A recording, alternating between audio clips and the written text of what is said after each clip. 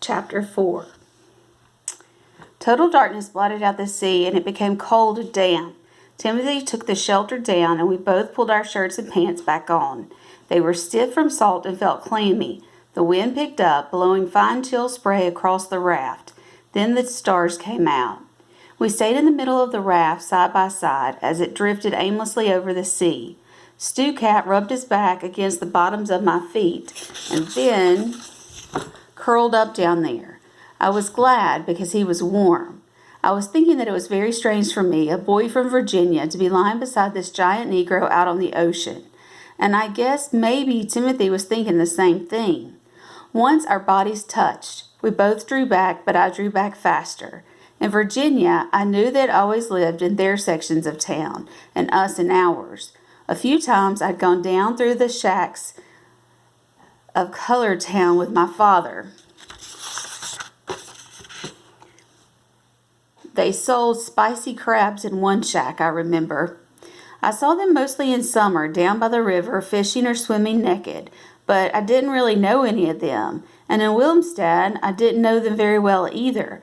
Henrik van Boven did, though, and he was much easier with them. I asked, "Timothy, where is your home?" "St. Thomas," he said. "Charlotte Amalia on St. Thomas," he added. "'Tis a Virgin Island."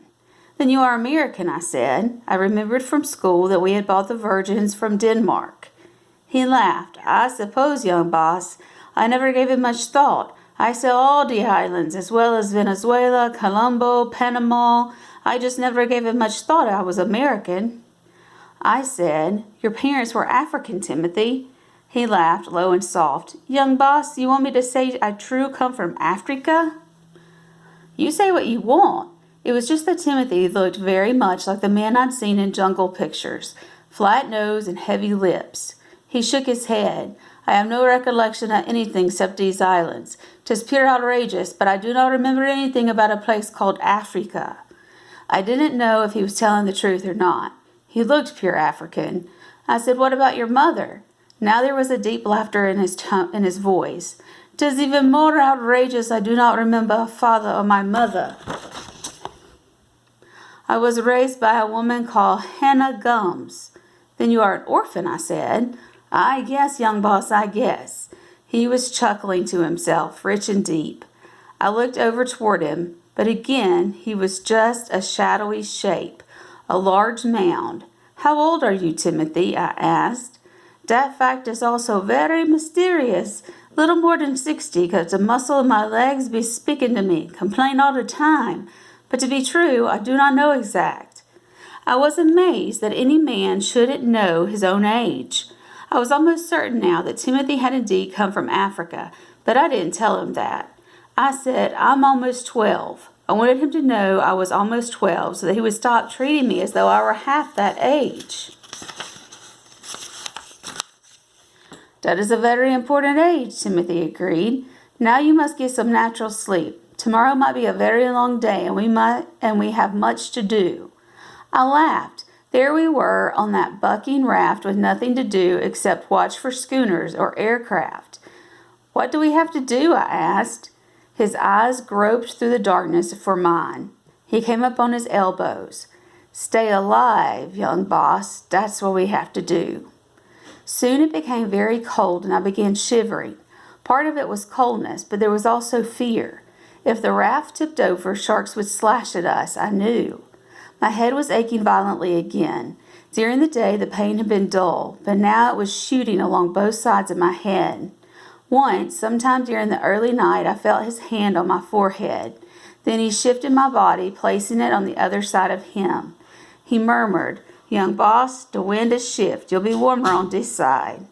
I was still shivering, and soon he gathered me against him, and Stu Cat came back to be a warm ball against my feet. I could now smell Timothy tucked up against him. He didn't smell like my father or mother. Father always smelled of bay rum, the shaving lotion he used, and mother smelled of some kind of perfume or cologne. Timothy smelled different and strong, like the black men who worked on the decks of the tankers when they were loading. After a while I didn't mind the smell because Timothy's back was very warm. The raft plunged on across the light swells throughout the long night. I do not think he slept much during the night, but I'd always been told that old people didn't sleep much anyway. I woke up when there was a pale band of light to the east, and Timothy said, "You fare well, young boss? How is the head?" "It still hurts," I admitted. Timothy said, "A crack on the head takes a few days to go away." He opened the trap on the raft to pull out the water keg and the tin containing the biscuits, the chocolate squares, the dry matches. I sat up feeling dizzy. He allowed me a half cup of water and 2 hard biscuits, then fed Stu Cat with a wedge of leftover flying fish. We ate in silence as the light crept steadily over the smooth, oily sea. The wind had died, and already the sun was beginning to scorch. Timothy chewed slowly on half a biscuit. "Today, young boss, a schooner will pass. I'd bet a jum, I think it's supposed to be Jim, like Jem, a jum on that." "I hope so," I said. "I do think we are not too far from Providencia and San Andres." I looked hard at Timothy. "Are they islands?" He nodded. I kept looking at him. It seemed there was a film, a haze, separating us. I rubbed my eyes and opened them again, but the haze was still there. I glanced over at the red ball of sun, now clear of the horizon. It seemed dim. I said, "I think there is something wrong with my eyes." Timothy said, "I warned you. You looked direct at the sun yesterday." Yes, that was it. I looked at the sun too much. "Today," Timothy said, "do not even look at the water. The glare is bad too." He went about getting up the triangles for our shelter, and I took off my clothes. After he had draped my pants and shirt, I got under the shelter. The pain in my head was almost unbearable now, and I remember moaning. Timothy tore off a piece of his shirt from the shelter roof, soaked it in fresh water, and placed it over my eyes. There was worry in his voice as he talked. A while later, I took the cloth off my eyes and looked up. The inside of our shelter was shadowy and dark, but the pain had begun to go away. "It doesn't hurt as much anymore," I said. "Ah, see, it just takes time, young boss." I put the cool cloth back over my eyes and went to sleep again. When I woke up, it was night, yet the air felt hot and the breeze that came across the raft was warm. I lay there thinking. "What time is it?" I asked. "About 10. "At night?" There was puzzlement in his voice. "'Tis day." I put my hand in front of my face. Even in the very blackest night, you can see your own hand, but I cannot see mine. I screamed to Timothy, "I'm blind! I'm blind!" "What?" His voice was a frightened roar. Then I knew he was bending over me. I felt his breath in my face. He said, "Young boss, you cannot be blind." He pulled me roughly from the shelter. "Look at the sun," he ordered. His hands pointed at my face. I felt the strong warmth against it, but everything was black. The silence seemed to last forever as he held my face toward the sun. Then a long, shuddering sigh came from his great body. He said very gently, "Now, young boss, you must lie down and rest. What has happened will go away. 'Tis all natural, temporary." But his voice was hollow. I got down on the hot boards, blinking my eyes again and again, trying to lift the curtain of blackness. I touched them. They did not feel any different. Then I realized that the pain had gone away. It had gone away, but left me blind. I could hear my voice saying far off, "I don't feel any pain, Timothy. The pain has gone away." I guess he was trying to think it all out. In a few minutes he answered, "Once, over around Barbados, a man had an outrageous crack on the head when a sailing boom shift.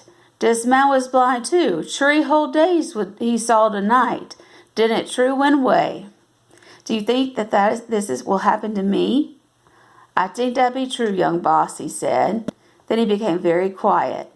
After a moment lying there in the darkness, hearing the creak of the raft and feeling its motion, it all hit me. I was blind and we were lost at sea. I began to crawl, screaming for my mother and my father, but I felt his hard hands on my arms. He held me tight and said, low and soft, "Young boss, young boss." He kept repeating it. I'll never forget that first hour of knowing I was blind. I was so frightened that it was hard for me to breathe. It was as if I'd been put inside something that was all dark and I couldn't get out. I remember that at one point my fear turned to anger. Anger at Timothy for not letting me stay in the water with my mother, and anger at her because I was on the raft. I began hitting him, and I remember him saying, "If Dad will make you, you better go ahead." After a while, I felt very tired and fell back on the hot boards.